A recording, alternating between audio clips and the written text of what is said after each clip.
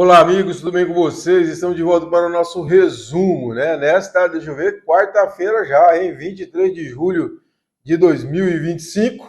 E vamos lá, nessa terça-feira eu não fiz, porque estava envolvido na entrevista que nós realizamos com o prefeito Eduardo Siqueira Campos, e foi um formato diferente, presencial, que eu nunca fiz. Dessa vez foi interessante a experiência. E vamos falar um pouco sobre ela. Bom, o Eduardo ele negou o vazamento de informações, né? Ele disse que não, que falou aqui que eu tenho dito desde o início dessa crise, que era meramente fuxico, né? Realmente todo mundo recebe, todo mundo, é o esporte favorito do nosso tocantinense é afastar governador. Temos 4 que de um jeito ou de outro foi afastado, seja por decisão judicial, seja por renúncia. Então, isso estou falando de 2009 para cá, né? 2009 para cá, 4. Nós vamos fazer o ano que vem 20 anos que um governador não termina o ciclo de 4 anos de mandatos. Isso é um negócio impressionante. Então, logicamente, essa situação do Estado é muito atípica e gera esse tipo de comentário em rede social. Todo mundo, né? Isso é normal. Bom, aí o prefeito, então, ele garantiu que não tem acesso privilegiado ao STJ, a ninguém do STJ ou do STF. Ele disse também que a população pode ficar tranquila, que no final do processo isso vai ficar comprovado, ou seja, ele vai ser absolvido nesse inquérito, desse processo da Cisâmenes, né, que está respondendo. Ele falou também sobre o vice, o Carlos Veloso. Ele confirmou aquela história que eu tinha divulgado na época, que o Carlos Veloso ele foi visitá-lo, né, no Comando Geral, onde o prefeito Eduardo estava preso. Ele, é, segundo o prefeito disse aqui na entrevista, vocês estão aí, tá? Tem um corte no Instagram, tem a íntegra aí no site. Ele disse para o prefeito Eduardo, segundo o Eduardo, que ele não exoneraria ninguém, orou, essa é a melhor parte que eu gosto, orou com o prefeito Eduardo Siqueira Campos, saiu de lá e exonerou, né? Então, isso que aconteceu. E o Eduardo faz uma leitura que eu também faço, sabe assim, alguma coisa aconteceu entre a saída do o Carlos Veloso, do comando geral até o final do dia, né? E isso aí pode ser a cúpula, né? E ligou e falou assim, ó, demita.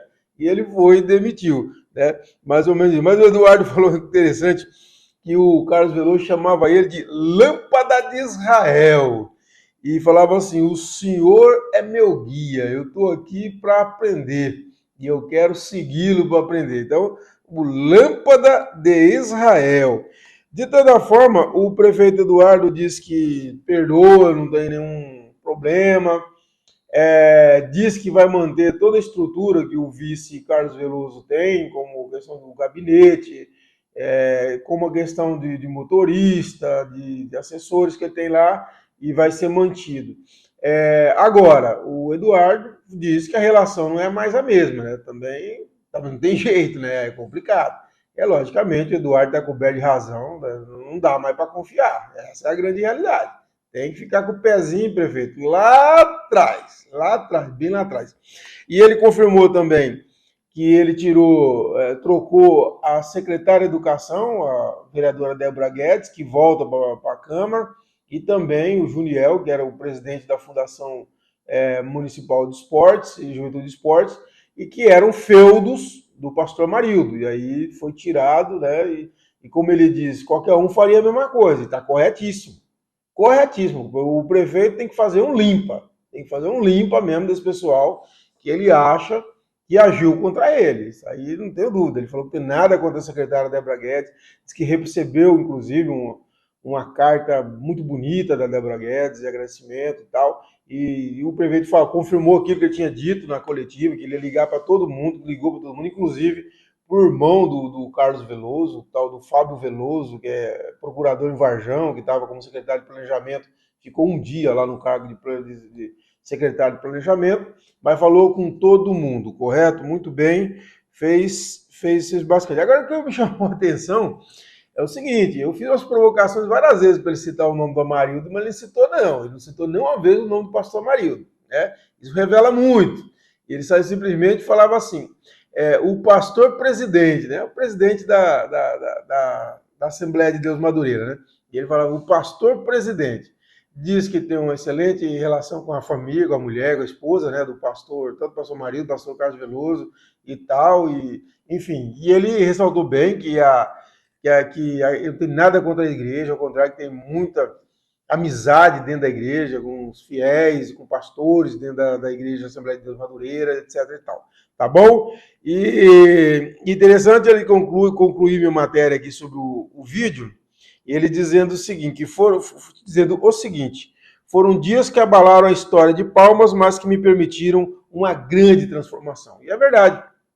Eu acho que o prefeito, como eu tenho dito, está livre para agir agora, para fazer. Agir, mas não é o partido, não. Tá? Para agir aí, para fazer o seu governo. Ele mesmo fala na entrevista que está recomeçando o governo, quer dizer, está começando um novo mandato. E é verdade, é um novo mandato do zero, sem as amarras. Eu acho que ficou muito tranquilo. E um apoio popular absurdo. Assim. O Eduardo está com um apoio popular muito grande, que ele precisa saber usar bem isso aí em favor da cidade, né? E a gente torce para que realmente ele faça uma grande gestão a partir de agora.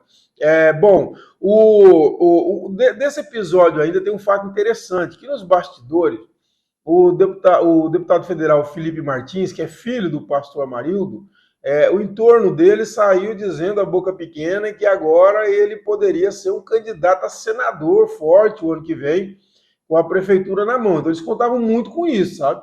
E teriam essa prefeitura na mão e que poderiam fazer assim uma candidatura a senador e estavam até se movimentando nesse sentido, né? Caiu por terra, né? Caiu por terra, vai realmente a reeleição e enfim, mas a candidatura a senador subiu no telhado, como diz o outro, né? O governador Vanderlei Barbosa, ele nomeou o novo secretário de Cidadania e Justiça, que é o promotor aposentado e advogado Nilomar dos Santos Faria, né? E ele já comandou essa pasta de 2012 a 2014, né? Então é isso, novo secretário aí, o Reginaldo de Menezes Brito, que estava à frente da Secretaria desde 28 de maio, volta para a Secretaria Executiva da Segurança Pública, tá bom? Agora, vamos entrar então um pouco mais nos assuntos nacionais. O destaque que eu dou dos assuntos nacionais foi aquela cena lamentável de viralatice dos deputados bolsonaristas, né?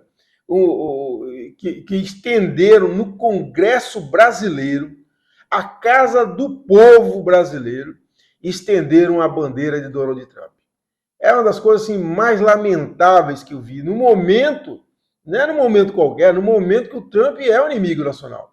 Está atacando a economia brasileira, esses vira-latas estendem uma bandeira do Donald Trump em pleno Congresso, numa comissão que eles queriam fazer um circo lá, por causa das medidas justas, necessárias contra o Jair Bolsonaro, que ninguém tenha dúvida, estava preparando para fugir do Brasil. É a coisa mais certa do mundo, de uma forma ou de outra. Vocês lembram que o Covardão, lá no Carnaval, né, foi do ano retrasado, se eu não me engano, que teve ele se escondeu na embaixada da Hungria. Foi passar a noite. Imagina você passar a noite na embaixada da Hungria. Por quê? Porque estava com medo de ser preso, gente. Estava com medo de ser preso, se escondeu na embaixada da Hungria. É um covarde, eu sempre digo. Esse tipo de valentão, cara, são covardes. Agora o que eu quero perguntar é para o nosso deputado federal, Eli Borges. O deputado federal Eli Borges está lá na frente dessa bandeira impatriota, né, numa cena impatriota, numa cena que, para mim, assim, configura claramente traição ao Brasil. E o Eli Borges está lá na frente. Eu queria perguntar, deputado Eli Borges, você concorda com aquilo? Você avalizou o fato de ter estendido uma bandeira de um inimigo do Brasil no Congresso Nacional, na Casa do Povo, deputado? O senhor avalizou isso? Isso, aquilo ali, deputado, é crime contra o país, é um crime contra a pátria. Essas pessoas que estenderam essa bandeira deveriam ser julgadas por traição. O senhor concorda com isso? O senhor avalizou, o senhor abona aquilo ali, deputado? É lamentável, viu, deputado? Lamentável. Eu acho que o senhor podia até ter feito uma manifestação pública de repúdio. Assim, olha, tudo bem, eu defendo o fascista do Bolsonaro, meu mito, que eu amo de paixão, tudo bem. Agora, eu repudio estender a bandeira do inimigo do Brasil que está tentando acabar com a economia nacional. O senhor tinha que se manifestar, deputado. Se não, deputado, vai ficar que o senhor concordou com aquilo ali. O senhor concordou com aquela barbárie, aquele ataque à soberania nacional. O senhor concordou, deputado? É uma pergunta, só queremos saber. O senhor tinha obrigação de se manifestar diante do povo do Tocantins. Obrigação. Ou quem cala consente, deputado. Quem cala consente. Então, o senhor pode declarar seu amor por esse ser asqueroso chamado Jair Bolsonaro, não tem problema. Agora, o senhor tem que dizer ao povo do Tocantins se o senhor concorda com aquela cena impatriota de traição à nação, de estender a bandeira de um inimigo do povo brasileiro no Congresso Nacional, a Casa do Povo. A gente aguarda que o senhor se manifeste. Ou então vai ficar claro que o senhor realmente concordava com aquilo e nós vamos ter que concluir também que o senhor é um traidor da pátria. Eu espero que não. Eu espero que não seja. Realmente, o senhor tem uma história aí, que eu tenho todas as diferenças ideológicas do mundo, senhor. O senhor está lá num extremo, eu estou no outro. Nós temos um abismo entre nós, mas pelo menos o senhor tem uma história de convivência democrática. E a gente espera que realmente o senhor não coadune com a traição ao Brasil que representou aquela cena dantesca, horrorosa, de vira-latice. Essa gente é criminosa contra o país. Tem que ser punida quem estendeu aquela faixa. Tá bom? Bom, e falar nesses seres asquerosos, né? Eu quero trazer a história aqui desse fulano chamado Edson Aparecido Campalongo. Esse sujeito, veja só, ele pegou um estilingue e saiu, encheu de pedrinha, ele fez um estilingue, encheu de pedrinha lá, de bolinha de gude, e ele saiu atacando o ônibus, jogando pedra. Tem doido que joga pedra na lua, mas tem doido que joga pedra em ônibus. E esse maluco, mais um desse grupo de fascistas, saiu jogando pedrinha nos ônibus, que segundo para ele diz à Polícia Federal em depoimento, ele fez 17 ataques a ônibus lá em São Paulo. Ele é funcionário público e aí, inclusive uma criança de 10 anos chegou a ficar ferida com estilhaço de uma bolinha de gude que foi arremessada contra a janela de um ônibus. É um animal, um imbecil completo. E para quê? Contra o governo Lula. Em favor do Bolsonaro, para salvar o Brasil. Essa conversa de imbecil que a gente ouve aqui nesse país nesses últimos anos. Gente, é só maluco. É gente que joga pedra na lua ou pedra em ônibus. Tem aquele maluco que se suicidou lá em frente ao Supremo Tribunal Federal vestido de coringa. Gente, que povo maluco. Tivemos coisas piores. Dos malucos que tentaram, na véspera de Natal, explodir um caminhão no aeroporto lá perto do aeroporto de Brasília. Cara, nós temos um maluco que ficou em porta de quartel, fazendo muro da lamentação, orando em porta de quartel por golpe, e agora está dizendo que não teve tentativa de golpe. Nós tivemos um maluco que colocou o celular na cabeça para chamar ET. Nós tivemos um maluco que orou que cantou em nacional para pneu. Nós vivemos um hospício de céu aberto. É isso que essa gente representa. É brincadeira. Onde nós estamos? Nós voltamos assim aos piores momentos da Idade das Trevas do mundo. É lamentável. Abraço a todos e até essa quinta-feira. Um abraço.